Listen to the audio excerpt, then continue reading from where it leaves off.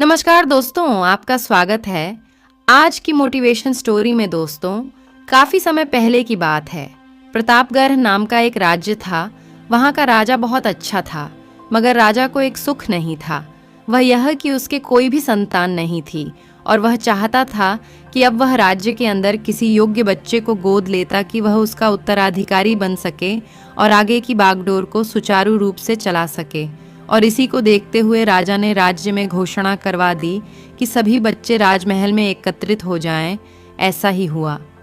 राजा ने सभी बच्चों को पौधे लगाने के लिए भिन्न भिन्न प्रकार के बीज दिए और कहा कि अब हम 6 महीने बाद मिलेंगे और देखेंगे कि किसका पौधा सबसे अच्छा होगा।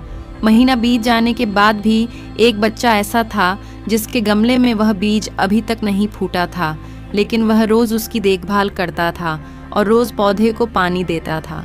देखते ही देखते 3 महीने बीत गए। बच्चा परेशान हो गया।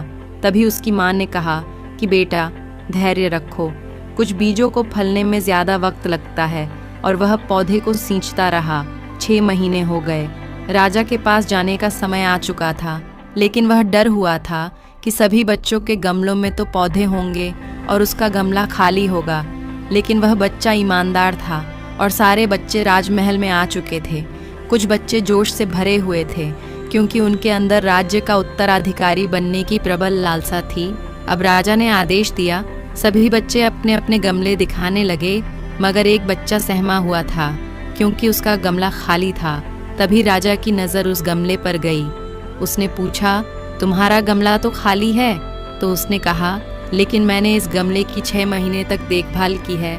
राजा उसकी ईमानदारी से खुश था कि उसका गमला खाली है, फिर भी वह हिम्मत करके यहाँ आ तो गया।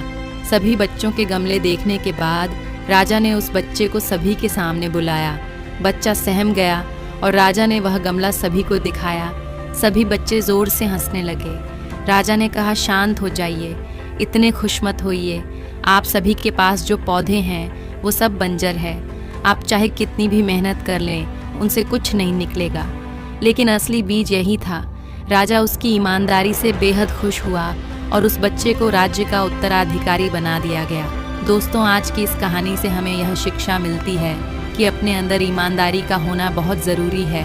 अगर हम खुद के साथ ईमानदार हैं तो जीवन के किसी न किसी पडीडी हाव में सफल हो ही जाएंगे, क्योंकि हमारी औकात हमें ही पता होती है।